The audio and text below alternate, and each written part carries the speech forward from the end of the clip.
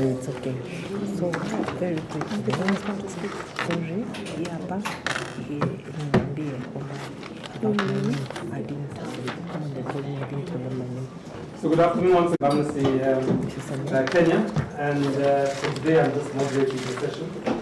We have a panel led by Maria, who many of you know now very well, Maria Sarungi Sahai, who was abducted and then after tremendous international and national of Kenya council member, and has been very active in the response to what happened yesterday and June last year.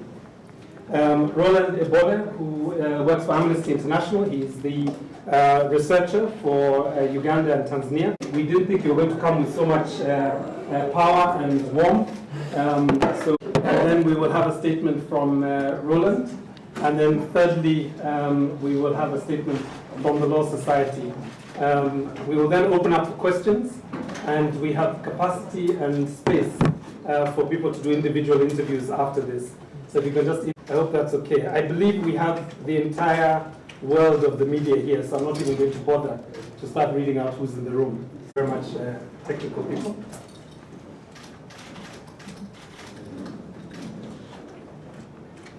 Okay. Are we ready to start? Anybody not ready? Anybody need a few more minutes? Well, 1 minute. Okay, that's okay. That's okay.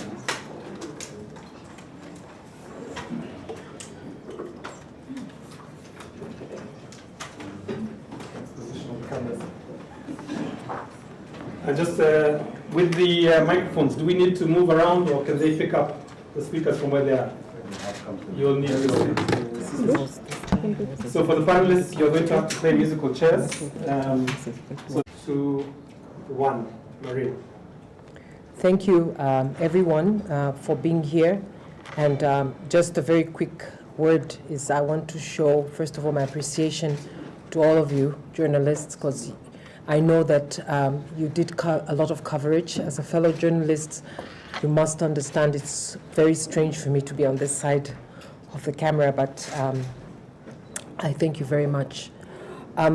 Yesterday, I left home to go to a hair salon and spa just to have my hair done, which unfortunately won't be able to see much after the tussle. But once I reached there, I was finishing up when I saw a lady that I noted came in very quickly, was wearing a mask and went out.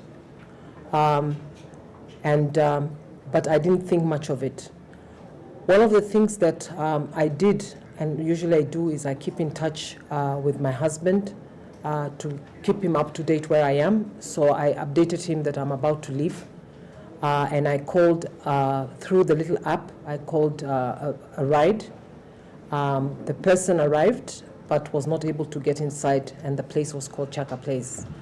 So I rushed to the gate to get in, And the driver was trying now to move out of the gateway into the main road of Agwin's Kodek when a black van stopped in front of us.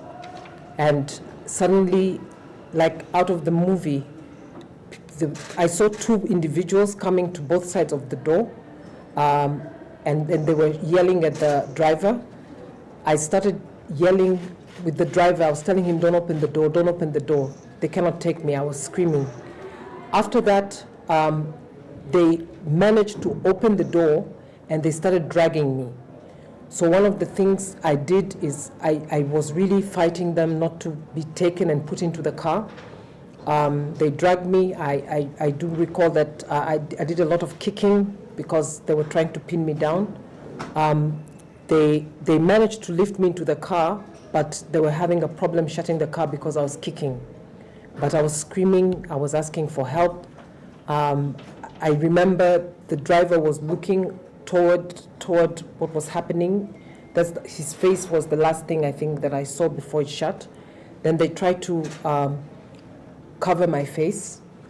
They were using some form of cloth, and what they were doing is they were putting the cloth on my nose and my mouth, and they were saying that you will not be able to breathe, so you have to shut up. But I was still fighting, and we were moving very fast. Suddenly there was a thud.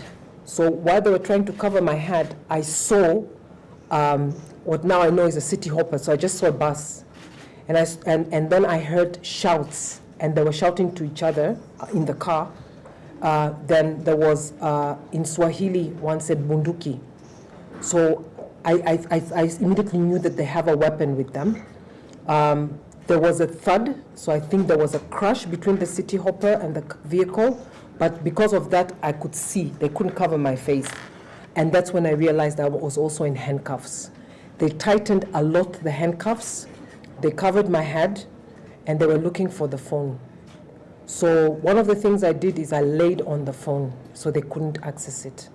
So they were trying now to search all my bags, and they were shouting with me. One kept choking me, asking me, where's my phone? Where's your phone? And I was just saying, why are you doing this with me? So there was all that communication, but I was not giving them anything. After a while, because they were also tossing me, they sat on my leg because I was kicking. I wanted to kick out the window, so I was kicking them. I kicked one of them on the other side, and that's when I realized he was the one who had the handcuffs. He tightened a lot the handcuffs. It was really hurting me. And they finally found the phone. When they found the phone, they were very happy. Like they were like eager, and they were telling me to give them the PIN. And they were speeding, and they kept insisting, give us the PIN. So I just gave them numbers, random numbers. And I couldn't even think straight. So I was just giving them numbers. The one who was in the passenger seat was the one who was handling and really wanted to get into my phone. And he kept saying, it's a wrong PIN. Get her to give me the PIN. So every time they wouldn't be able to get the PIN, they would try to choke me and pull on my handcuffs until I felt my hands were going numb. So I told them, I said, you're torturing me. I can't remember the numbers. You need to loosen and you need to let me relax so I can remember my PIN. And they were like, you're just buying time. Why are you not telling us? Then I asked them, where are you taking me? So they told me that they are police and they're taking me to the police station. I told them, it's not possible you're police because you abducted me. And the guy on the left who was holding the handcuffs got very angry and pulled and said, we didn't abduct you, we didn't abduct you. So I said, okay, if you're the police, then take me to the police station and I will relax. I'll also give you the PIN. And I started basically trying to negotiate. And then they started shouting with me, shut up, shut up. So I said, I was saying, you're confusing me, you're confusing. So I was very distraught. So I said, you're asking me questions and then, you're telling me to shut up. Afterwards, we were going at a very high speed, and I kept asking time and time again, when are we getting to the station? Which station are you taking me? So one said the main station, and I said where? So after a while, so I didn't get, to be honest, my sense of time I was starting to lose it. After a while, I said, you're not taking me to the station, are you? They said, no, relax, we're taking you to the station. Then again, I tried, because I felt like there is traffic, I tried to see if I can get out. Again, they tightened my handcuffs again, and they were making me lie down to my right, the guy who was holding me like that. The guy on the other side was holding the handcuff, was pulling my handcuff and sat on my legs. So I was begging them, don't sit on my leg because now you're hurting me and my back. So it was becoming, as we were going, they were becoming more and more rough. So after a while, I decided to keep a bit quiet, and I started feeling that we are going on a highway. The reason I say I know it was a highway, the bumps, they're the small bumps, and then afterwards there's a larger bump. So I said, this is a highway, this is some place that is not within the city. So I was telling them, where are you taking me? One of them, the one in front who had my phone, was calling my name, saying Maria, and I didn't react. And he tried to speak to me in Swahili. I was not speaking Swahili. So I kept asking them, why did you take me? Then they said, can you confirm your name? But I didn't give them my name. So I said, but if you abducted me, you need to know who I am. Why did you abduct me if you don't know my name? And that's when the guy was again tightening and saying, now, give me your name. And I said, but you're torturing me for nothing. You took me, you need to know who I am. So we went and they stopped. After a while, I asked if I'm already at the police station. They told me to keep quiet, and they again put me down. They tried to get my head down. And in front, they got out of the car. It looked like they were either on the phone or consulting. I could hear sounds from far. We stood for a while, then again we continued with the journey. And I kept saying, are you taking me to the station? So the stops happened about, to my calculation, about 5 times. But I was getting confused with the time as it was going. About 5 times, they stopped, and one was getting out. Toward the end, both the driver and the front passenger got out. They then also again told me to keep my head down, to keep quiet. Then the person from one side, and I don't know who it was, came to talk to the person who was holding me, whispered. I couldn't hear what they were whispering, and he covered my head with a jacket. So they were discussing something. And after that, I remember that we were going more, and eventually what they were saying was that they're going to release me, but I must not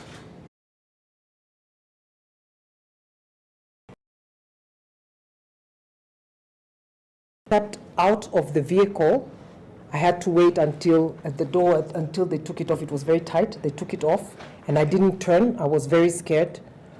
What was for me very evident was they gave me the bag, the huge bag that I had, which had my salon things like my hair stuff and whatever.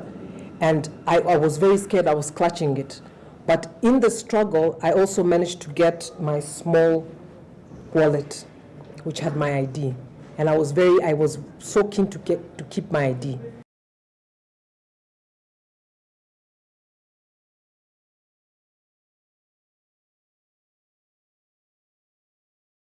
The thing I knew was I have to walk toward, because it was a very dark place. It was already dusk, and it was a rough road. So I walked until I got to what looked like a main road, and I judged from the vehicles that the vehicles were coming from that side. So I decided that's probably where a lot of people are. So I started walking. So I walked for a while. It was getting very dark. There was no pavement. It was just beaten path. When I reached to a certain point, I saw some vehicles. I ran up. I asked one of them if it's an Uber. They said that they have a passenger. I walked furthermore, and then I just saw 2 cars parked. And then I got into that vehicle, one of them, and I gave them where I live, basically in the Kilimani. So I asked him to take me, and then I went. One of the things that I was very scared of when they dropped me is that I felt that they were watching me. So I couldn't prove it, but I felt like they let me go, but they were watching what I would do, because one of the things they said is, do not talk to anyone, but go home. And what for me was good was in that small wallet that I had Kenya shillings. It was 2,050 Kenya shillings that I had. So when I got into the Uber, I didn't have a phone. I just asked the Uber driver, how much should I give you? He said, give me 1,000. So I didn't have anything to say. I just gave him the 1,000. I got there. By then, nobody was at home. So I didn't have my phones. I managed to open my laptop. And on my laptop, I was able to make a phone call, first to my husband and then to some of the other people that I tried to reach. And then that is when Amnesty and everybody else came. And of course, then they started the arrangement for everything. I have not been able to access social media in the sense that the first thing I did was to remove all my devices that were logged into Twitter and to some of the platforms. I am sure that part of the abduction was to get access to my devices and to get access to the activities that I do online, which include, of course, sometimes doing whistleblowing, but also doing a lot around abductions in Tanzania. So that is the first thing that I really felt that they really wanted. The other thing that I really felt was that, and I even actually commented to them, although they didn't answer, is they were taking me outside Nairobi, but they were taking me across the border. And I told them, and they asked me, why are you scared to go across the border? And they say, so you know you've done something wrong. I said, I have not done anything wrong. Then they asked me, then why are you scared to go? Why do you think that you will have trouble? I told them, it's because I'm a loudmouth. That's what I told them. So they were evading questions, but my conviction is that at least one person was constantly speaking to me in Swahili. So for me, that was one indication. The other indication was my devices was of very keen interest for that one individual to gain access to. So my conclusion at the end of the day is that this incident is straightforward an incident that is targeting what I do for Tanzania. And definitely I feel that this could not have been the way it turned out without public pressure. One of the indications that I got was I was asked whether I have a husband. So I immediately knew that there was something that relating to my husband that they suddenly are interested. The other question that I got was, what do I do exactly? But every time I wouldn't answer, I would tell them that when you abducted me, what information did you have about me? And they really didn't like the word abduct. So they kept telling me, we did not abduct you. And I said, what you're doing is abduction. I didn't get to see their faces. There's one of them, I know that when they were taking me, I looked into his face, but he was wearing a mask and a cap. I saw only his eyes. The others I didn't see. But I think my sense tells me that they were younger, based on the voice and the way they are. They're young, the ones behind, and the ones in front, unfortunately, I've not been able to interact with. I would really like to take this opportunity to thank people. And as I said, primarily, I would like to thank you, international media, but I also like to thank individuals in Tanzania and in Kenya who have spoken up. I've not been able to see everything. I just was briefed. I'm aware that people like God Bless Lema and Tundu Lissu and Mnyika, some of the politicians in Tanzania, have spoken up. I'm also aware that there have been a number of individuals who have done a lot of activism in terms of calling people. But I also want to thank a lot the government and the embassies of the EU delegation and the US. And of course, I would like to thank all the human rights associations in Kenya, including Amnesty International, Amnesty Kenya, Law Society of Kenya, Defenders Coalition. Sorry, I have a list. Yeah. So I want to thank everyone, and I want to thank very much also the people of Kenya. I would like to take this opportunity specifically to thank the driver who was the one who came to get me, Eric. I would really like, once things settle, to meet him. He actually took the initiative and reported the case to the police, and immediately, within a short time, I'm told, it went out that I was abducted. I want to thank him because I'm sure he was intimidated, although I at that moment in time I didn't see. And I would like to specifically thank, I don't know who the driver is from the City Hopper, but he really confused them because he blocked that car, and he also knocked them. So I want to thank very much. I also want to thank specifically Kenyans. The kind of ownership they had about this, I didn't expect. I can only say thank you very much to Kenya as well. Thank you, Kenya.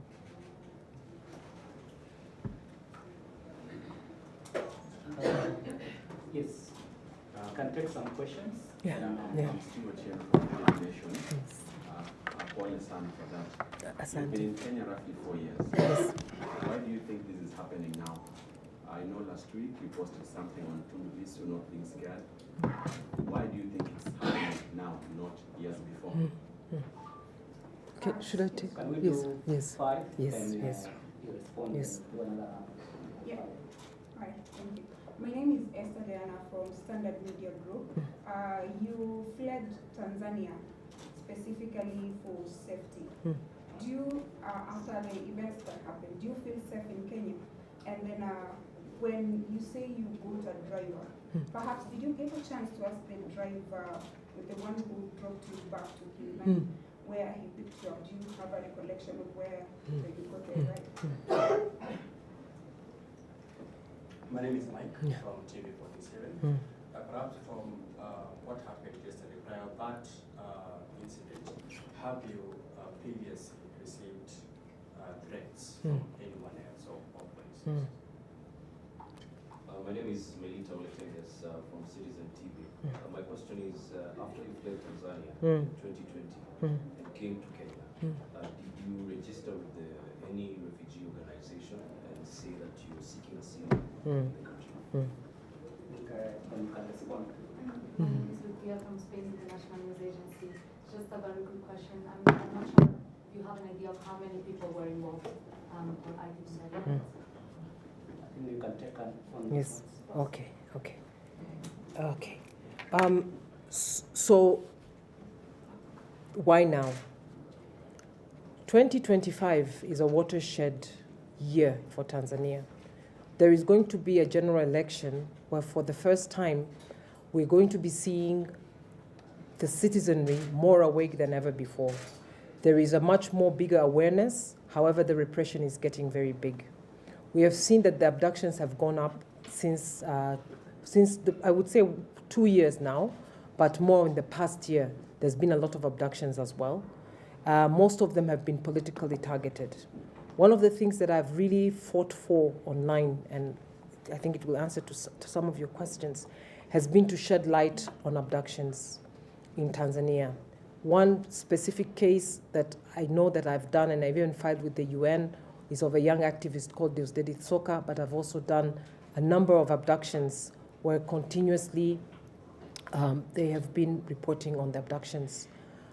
My feeling is that the Tanzania media, but not the mainstream media, but social media, have constantly been alluding that I am the cause for the ruling party CCM's demise, the unpopularity with the people. But it was more for me of a propaganda, but I think that now they're taking it more serious.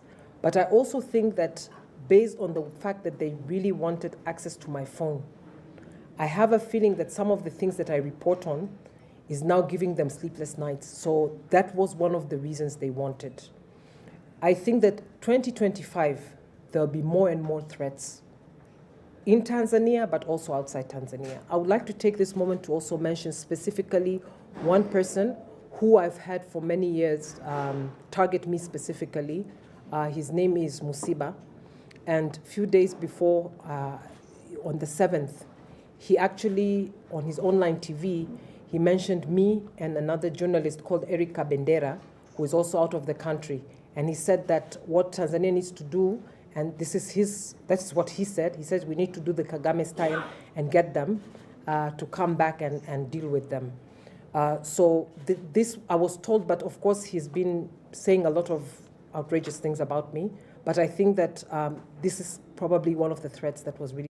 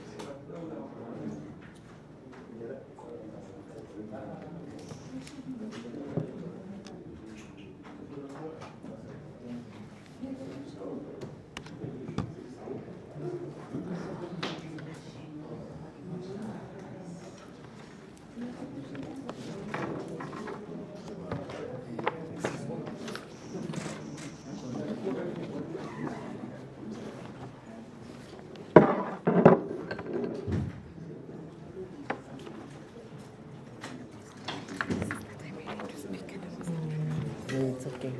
So very quickly, I was going to speak sorry. Hapa niambie kwamba I didn't tell them my name. So good afternoon once again, Amnesty Kenya, and today I'm just moderating the session.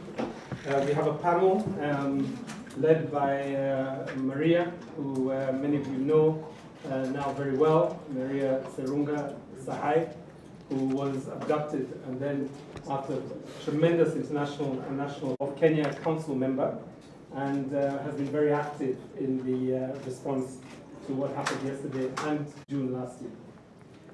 Roland Ebole, who works for Amnesty International, he's the researcher for Uganda and Tanzania. We didn't think you were going to come with so much power and warmth. And then we will have a statement from Roland. And then thirdly, we will have a statement from the Law Society.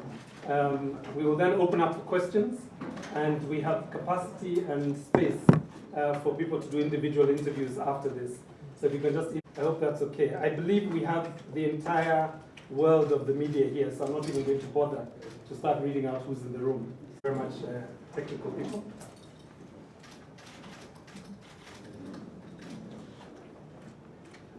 Okay. Are we ready to start? Anybody not ready? Anybody need a few more minutes? Well, 1 minute. Okay, that's okay. That's okay.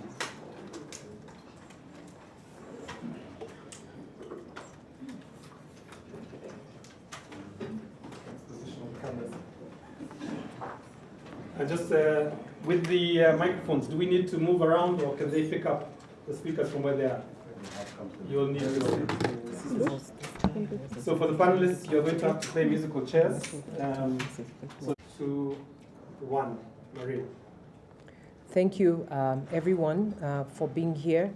And just a very quick word is I want to show, first of all, my appreciation to all of you journalists, because I know that you did a lot of coverage. As a fellow journalist, you must understand it's very strange for me to be on this side of the camera, but I thank you very much. Yesterday, I left home to go to a hair salon and spa just to have my hair done, which unfortunately won't be able to see much after the tussle. But once I reached there, I was finishing up when I saw a lady that I noted came in very quickly, was wearing a mask, and hata sipati damu, nikawa napigia kelele, mnaniumiza. Of course nilikuwa siongea Kiswahili, nilikuwa naongea Kiingereza tu. Wakawa wananiambia simu iko wapi. Baada ya muda walikuwa nenda speed sana. Baada ya muda mmoja akaipata, akaniambia nimpe pin password. Kwa hiyo mimi nikataja tu namba. Nisikuwa kiukweli, yani kwa sababu niko salama nitasema siko tayari kwa hapa. Kwa hiyo wakawa wananilazimisha. Wakati walijaribu kuingiza, wakakuta haifanyi kazi, wakasema huyu anatuchezea, but walikuwa naongea Kiingereza na mimi. Isipokuwa kuna wakati yule wa mbele alikuwa ananisemesha mimi kwa Kiswahili, na alikuwa ananiita kwa jina langu kwamba ananiita Maria, lakini mimi nilikuwa simjibu. Kwa hiyo baada ya hapo wakawa wameomba pin. Mara ya kwanza wakanifunika tena, wakasema tutakukosesha hewa, wakawa wananivuta, mimi nikawa naendelea kustruggle. Mara ya pili tena nikamwambia subirini basi nijaribu kukumbuka. Nikawapa tena, of course haikuwa yenyewe. Wakafanya, kwa hiyo tukafanya mara 3. Mara ya 3 nikawaambia, kwa sababu wakati wakananiteka wakasema tunakupeleka polisi. Nikamwambia nyinyi sio polisi, mmeniteka.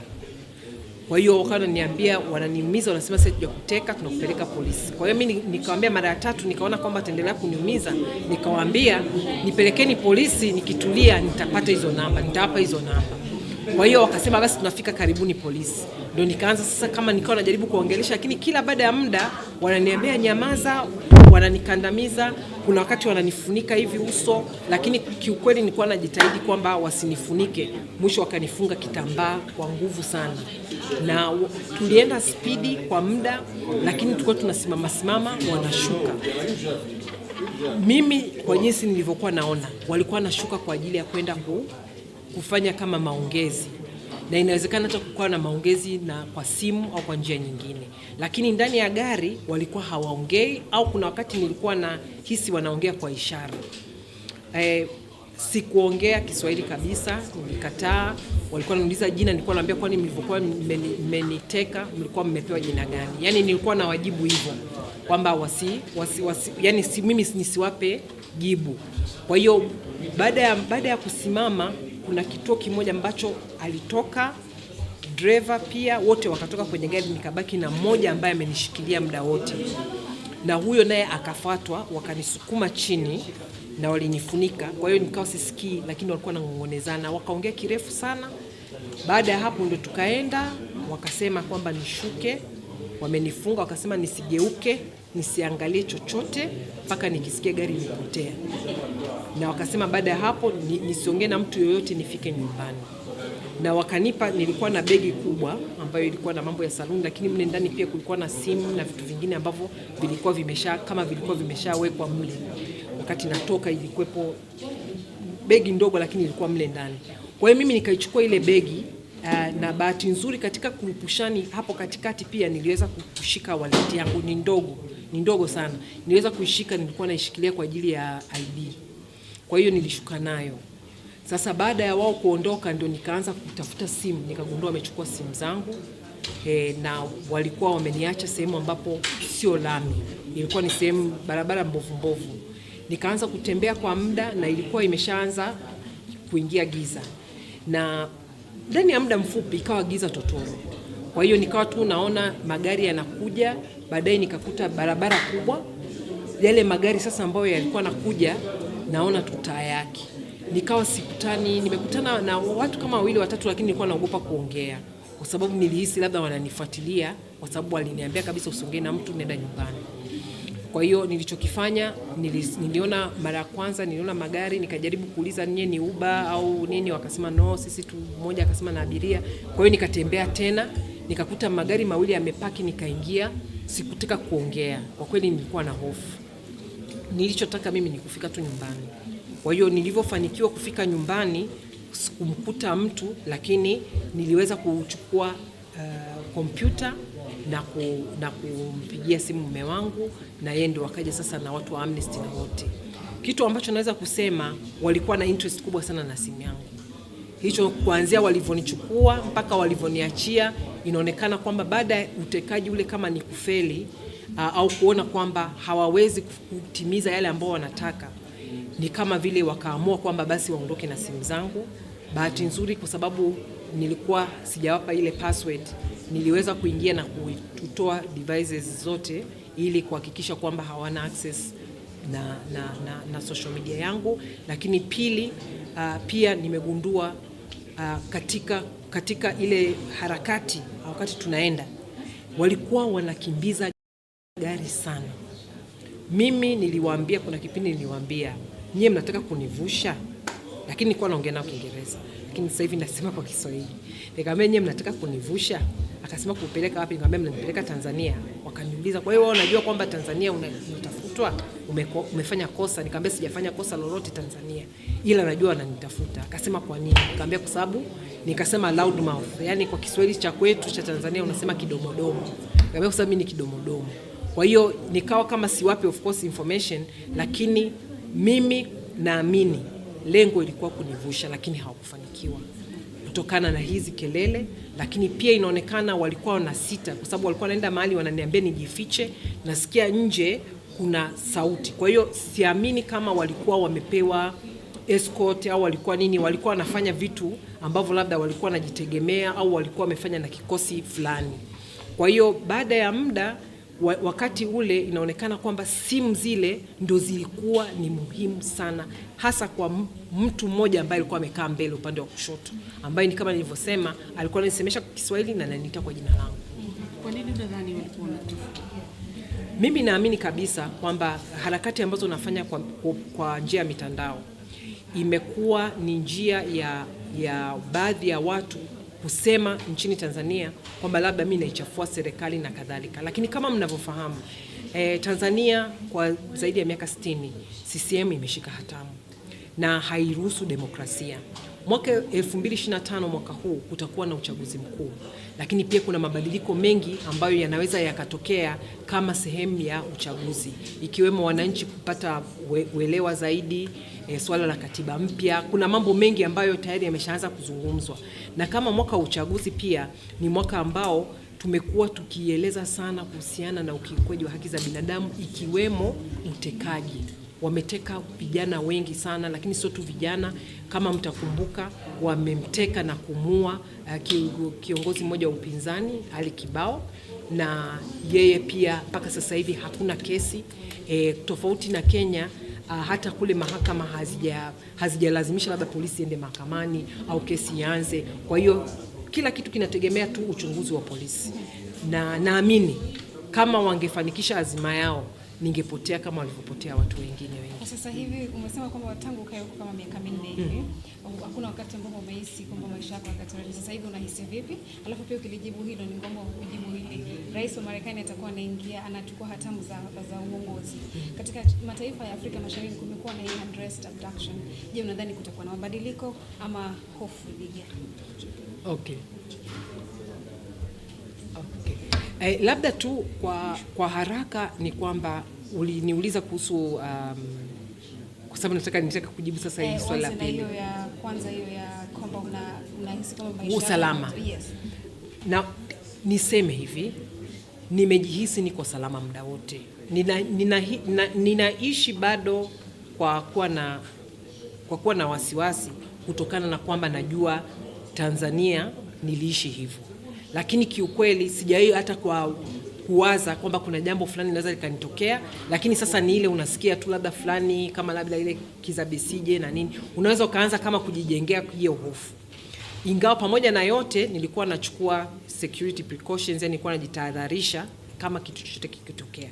Lakini niseme kwa upande wa Kenya kuna vitu viwili ambavyo vinatoa usalama kwa mtu yoyote au mwanaharakati. Moja ni wananchi wenyewe. Wananchi wenyewe hata jana kwa kesi yangu wamenipigania, watu ambao nijui, wananchi wa kawaida, driver wa basi, driver wa taxi, lakini pia watu mitandaoni, lakini pia kuna taasisi ambazo zimeweza kusimama na kuonyesha kwamba zinataka kuhakikisha kwamba utawala wa sheria unafanya kazi. Kwa hiyo naweza nikasema bado ukiangalia kwa Afrika Mashariki, Kenya ni nchi salama zaidi kwa mwanaharakati, lakini kama hali itaendelea hivyo, hali pia kwa Kenya itakuja kuwa mbaya. Kwa hiyo mimi kitu ambacho labda nitumie hii fursa kuiambia serikali ya Kenya, wasiruhusu, hata kama wataona kwamba labda ni watu wachache, basi hao watu wachache ambao wanajihusisha na haya maswala wasipewe nafasi ya kuendelea kufanya matukio kama haya. Kuhusiana na Marekani kwa haraka, labda niseme tu Rais Donald Trump anaingia na huu ni muhula wake wa pili, ingawa hapa katikati alikuwepo Biden. Kwetu sisi wa Tanzania, Trump pamoja na waziri wake mambo ya nchi Pompeo ni maarufu sana kwa sababu Pompeo alitoa zuio la kusafiri kwa mmoja wa swaiba mkubwa sana wa Magufuli, Paul Makonda, ambaye walisema kwamba alivunja haki za binadamu, na kutokana na hiyo walimwekea kizuizi, yani sanction.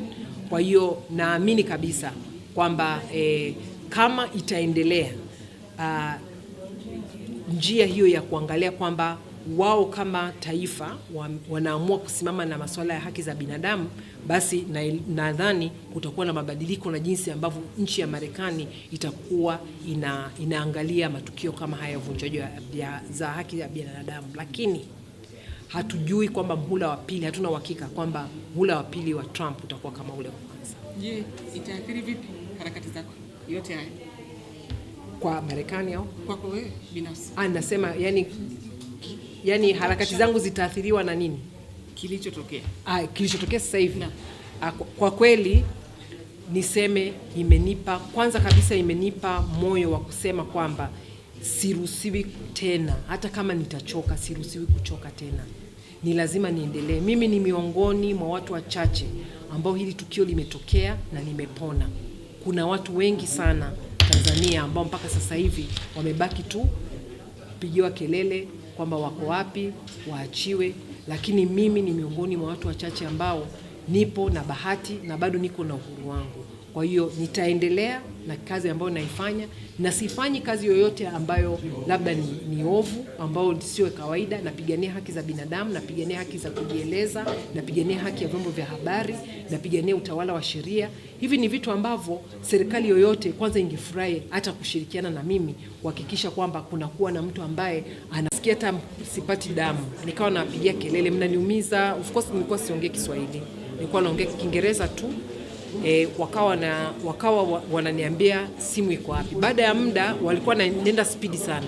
Baada ya muda mmoja akaipata, akaniambia nimpe pin password. Kwa hiyo mimi nikataja tu namba. Nisikuwa kiukweli, yani kwa sababu niko salama nitasema siko tayari kwa hapa. Kwa hiyo wakawa wananilazimisha wakati walijaribu kuingiza wakakuta haifanyi kazi, wakasema huyu anatuchezea, but walikuwa naongea Kiingereza na mimi, isipokuwa kuna wakati yule wa mbele alikuwa ananisemesha mimi kwa Kiswahili na alikuwa ananiita kwa jina langu kwamba ananiita Maria, lakini mimi nilikuwa simjibu. Kwa hiyo baada ya hapo wakawa wameomba pin. Mara ya kwanza wakanifunika tena, wakasema tutakukosesha hewa, wakawa wananivuta, mimi nikawa naendelea kustruggle. Mara ya pili tena nikamwambia subirini basi nijaribu kukumbuka, nikawapa tena, of course haikuwa yenyewe, wakafanya. Kwa hiyo tukafanya mara 3. Mara ya 3 nikawaambia, kwa sababu wakati wakaniteka wakasema tunakupeleka polisi, nikamwambia nyinyi sio polisi, mmeniteka. Kwa hiyo wakaniambia, wananiumiza, wanasema sasa tujakuteka, tunakupeleka polisi. Kwa hiyo mimi nikamwambia mara ya 3, nikaona kwamba ataendelea kuniumiza, nikawaambia nipelekeni polisi, nikitulia nitapata hizo namba, nitawapa hizo namba. Kwa hiyo wakasema basi tunafika karibuni polisi. Ndio nikaanza sasa kama nikawa najaribu kuongelesha, lakini kila baada ya muda wananiambia nyamaza, wananikandamiza. Kuna wakati wananifunika hivi uso, lakini kiukweli nilikuwa najitahidi kwamba wasinifunike. Mwisho wakanifunga kitambaa kwa nguvu sana. Na tulienda spidi kwa muda, lakini tulikuwa tunasimama wanashuka. Mimi kwa jinsi nilivyokuwa naona, walikuwa wanashuka kwa ajili ya kwenda kufanya kama maongezi, na inawezekana hata kukawa na maongezi na kwa simu au kwa njia nyingine, lakini ndani ya gari walikuwa hawaongei, au kuna wakati nilikuwa na hisi wanaongea kwa ishara. Sikuongea Kiswahili kabisa, nilikataa. Walikuwa wananiuliza jina, nilikuwa naambia kwani mlivyokuwa mmeniteka mlikuwa mmepewa jina gani? Yani nilikuwa na wajibu hivyo kwamba yani mimi nisiwape jibu.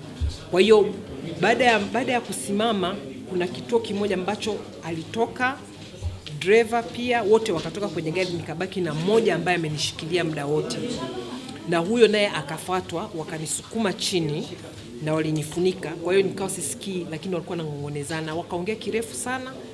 Baada ya hapo ndio tukaenda, wakasema kwamba nishuke, wamenifunga, wakasema nisigeuke, nisiangalie chochote mpaka nikisikia gari lipotea.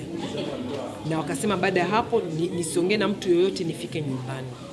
Na wakanipa, nilikuwa na begi kubwa ambayo ilikuwa na mambo ya saluni, lakini mle ndani pia kulikuwa na simu na vitu vingine ambavyo vilikuwa vimeshawekwa mle. Wakati natoka ilikuwepo begi ndogo, lakini ilikuwa mle ndani. Kwa hiyo mimi nikaichukua ile begi, na bahati nzuri katika kupushani hapo katikati pia niliweza kushika wallet yangu. Ni ndogo sana, niliweza kuishika, nilikuwa naishikilia kwa ajili ya ID. Kwa hiyo nilishuka nayo. Sasa baada ya wao kuondoka ndio nikaanza kutafuta simu, nikagundua wamechukua simu zangu, na walikuwa wameniacha sehemu ambapo sio lami, ilikuwa ni sehemu barabara mbovu. Nikaanza kutembea kwa muda, na ilikuwa imeshaanza kuingia giza, na ndani ya muda mfupi ikawa giza totoro. Kwa hiyo nikawa tu naona magari yanakuja, baadaye nikakuta barabara kubwa. Yale magari sasa ambayo yalikuwa nakuja, naona tutaa yake. Nikawa sikutani, nimekutana na watu kama 2 watatu, lakini nilikuwa naogopa kuongea kwa sababu nilihisi labda wananifuatilia, kwa sababu waliniambia kabisa usiongee na mtu, nenda nyumbani. Kwa hiyo nilichokifanya, niliona mara ya kwanza niliona magari, nikajaribu kuuliza nyie ni Uber au nini, wakasema no, sisi tu. Mmoja akasema na abiria. Kwa hiyo nikatembea tena, nikakuta magari 2 yamepaki, nikaingia. Sikutaka kuongea, kwa kweli nilikuwa na hofu. Nilichotaka mimi ni kufika tu nyumbani. Kwa hiyo nilivyofanikiwa kufika nyumbani, sikumkuta mtu, lakini niliweza kuchukua kompyuta na kumpigia simu mume wangu, na yeye ndio wakaja sasa na watu wa Amnesty na wote. Kitu ambacho naweza kusema, walikuwa na interest kubwa sana na simu yangu. Hicho kuanzia walivyonichukua mpaka walivyoniachia, inaonekana kwamba baada ya utekaji ule kama ni kufeli au kuona kwamba hawawezi kutimiza yale ambao wanataka, ni kama vile wakaamua kwamba basi waondoke na simu zangu. Bahati nzuri kwa sababu nilikuwa sijawapa ile password, niliweza kuingia na kutoa devices zote ili kuhakikisha kwamba hawana access na social media yangu. Lakini pili, pia nimegundua katika ile harakati wakati tunaenda, walikuwa wanakimbiza gari sana. Mimi kuna kipindi niliwaambia, nyie mnataka kunivusha, lakini nilikuwa naongea nao Kiingereza. lakini sasa hivi nasema kwa Kiswahili. Nikamwambia nyinyi mnataka kunivusha? Akasema kupeleka wapi? Nikamwambia mnanipeleka Tanzania. Wakaniuliza, kwa hiyo wewe unajua kwamba Tanzania unatafutwa?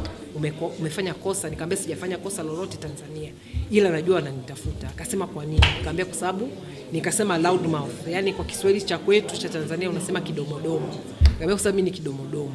Kwa hiyo nikawa kama siwapi of course information, lakini mimi naamini lengo ilikuwa kunivusha, lakini hawakufanikiwa kutokana na hizi kelele. Lakini pia inaonekana walikuwa wanasita, kwa sababu walikuwa wanaenda mahali wananiambia nijifiche, nasikia nje kuna sauti. Kwa hiyo siamini kama walikuwa wamepewa escort au walikuwa nini, walikuwa wanafanya vitu ambavyo labda walikuwa wanajitegemea au walikuwa wamefanya na kikosi fulani. Kwa hiyo baada ya muda, wakati ule inaonekana kwamba simu zile ndo zilikuwa ni muhimu sana, hasa kwa mtu mmoja ambaye alikuwa amekaa mbele upande wa kushoto, ambaye ni kama nilivyosema alikuwa ananisemesha kwa Kiswahili na ananiita kwa jina langu. Kwa nini unadhani walikuwa wanatufuata? Mimi naamini kabisa kwamba harakati ambazo unafanya kwa njia ya mitandao imekuwa ni njia ya baadhi ya watu kusema nchini Tanzania kwamba labda mimi naichafua serikali na kadhalika. Lakini kama mnavyofahamu, Tanzania kwa zaidi ya miaka 60 CCM imeshika hatamu na hairuhusu demokrasia. Mwaka 2025 mwaka huu kutakuwa na uchaguzi mkuu, lakini pia kuna mabadiliko mengi ambayo yanaweza yakatokea kama sehemu ya uchaguzi, ikiwemo wananchi kupata uelewa zaidi, swala la katiba mpya. Kuna mambo mengi ambayo tayari yameshaanza kuzungumzwa, na kama mwaka wa uchaguzi pia ni mwaka ambao tumekuwa tukieleza sana kuhusiana na ukiukwaji wa haki za binadamu, ikiwemo utekaji. Wameteka vijana wengi sana, lakini sio tu vijana. Kama mtakumbuka, wamemteka na kumua kiongozi mmoja wa upinzani Ali Kibao, na yeye pia mpaka sasa hivi hakuna kesi. Tofauti na Kenya, hata kule mahakama hazijalazimisha labda polisi ende mahakamani au kesi ianze. Kwa hiyo kila kitu kinategemea tu uchunguzi wa polisi, na naamini kama wangefanikisha azima yao ningepotea kama walivyopotea watu wengine wengi. Sasa hivi umesema kwamba tangu ukae huko kama miaka 4 hivi, hakuna wakati ambapo umehisi kwamba maisha yako yakataraji. Sasa hivi unahisi vipi? Alafu pia ukilijibu hilo ni ngomba kujibu hili. Rais wa Marekani atakuwa anaingia, anachukua hatamu za uongozi. Katika mataifa ya Afrika Mashariki kumekuwa na unrest, abduction. Je, unadhani kutakuwa na mabadiliko ama hofu lige? Okay. Labda tu kwa haraka ni kwamba uliniuliza kuhusu kwa sababu nataka kujibu sasa hii swali la pili. Hiyo ya kwanza, hiyo ya kwamba unahisi kama maisha usalama. Yes. Na niseme hivi, nimejihisi niko salama muda wote. Ninaishi bado kwa kuwa na wasiwasi kutokana na kwamba najua Tanzania niliishi hivyo. Lakini kiukweli sijawahi hata kwa kuwaza kwamba kuna jambo fulani linaweza likanitokea, lakini sasa ni ile unasikia tu labda fulani kama labda ile kizabisije na nini, unaweza ukaanza kama kujijengea hiyo hofu. Ingawa pamoja na yote nilikuwa nachukua security precautions, yani nilikuwa najitahadharisha kama kitu chochote kikitokea. Lakini niseme kwa upande wa Kenya kuna vitu viwili ambavyo vinatoa usalama kwa mtu yoyote au mwanaharakati. Moja ni wananchi wenyewe.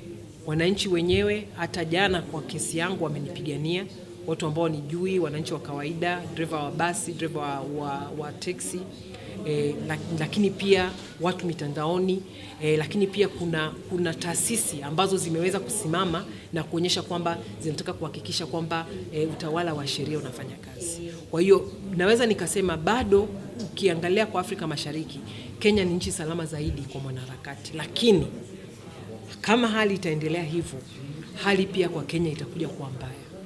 Kwa hiyo mimi kitu ambacho labda nitumie hii fursa kuiambia serikali ya Kenya, wasiruhusu, hata kama wataona kwamba labda ni watu wachache, basi hao watu wachache ambao wanajihusisha na haya maswala wasipewe nafasi ya kuendelea kufanya matukio kama haya. Kuhusiana na Marekani kwa haraka, labda niseme tu Rais Donald Trump anaingia na huu ni muhula wake wa pili, ingawa hapa katikati alikuwepo Biden. Kwetu sisi wa Tanzania, Trump pamoja na waziri wake mambo ya nchi Pompeo ni maarufu sana, kwa sababu Pompeo alitoa zuio la kusafiri kwa mmoja wa swaiba mkubwa sana wa Magufuli, Paul Makonda, ambaye walisema kwamba alivunja haki za binadamu, na kutokana na hiyo walimwekea kizuizi, yani sanction. Kwa hiyo naamini kabisa kwamba kama itaendelea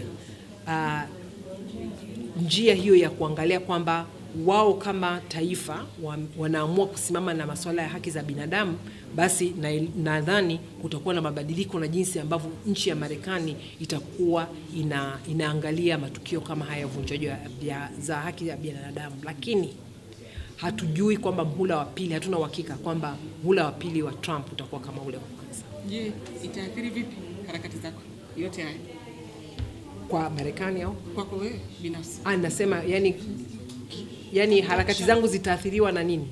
Kilichotokea. Kilichotokea sasa hivi. Kwa kweli niseme kwanza kabisa imenipa moyo wa kusema kwamba siruhusiwi tena, hata kama nitachoka, siruhusiwi kuchoka tena. Ni lazima niendelee. Mimi ni miongoni mwa watu wachache ambao hili tukio limetokea na nimepona. Kuna watu wengi sana Tanzania ambao mpaka sasa hivi wamebaki tu kupigiwa kelele kwamba wako wapi, waachiwe, lakini mimi ni miongoni mwa watu wachache ambao nipo na bahati na bado niko na uhuru wangu. Kwa hiyo nitaendelea na kazi ambayo naifanya, na sifanyi kazi yoyote ambayo labda ni ovu, ambayo sio kawaida. Napigania haki za binadamu, napigania haki za kujieleza, napigania haki ya vyombo vya habari, napigania utawala wa sheria. Hivi ni vitu ambavyo serikali yoyote kwanza ingefurahi hata kushirikiana na mimi kuhakikisha kwa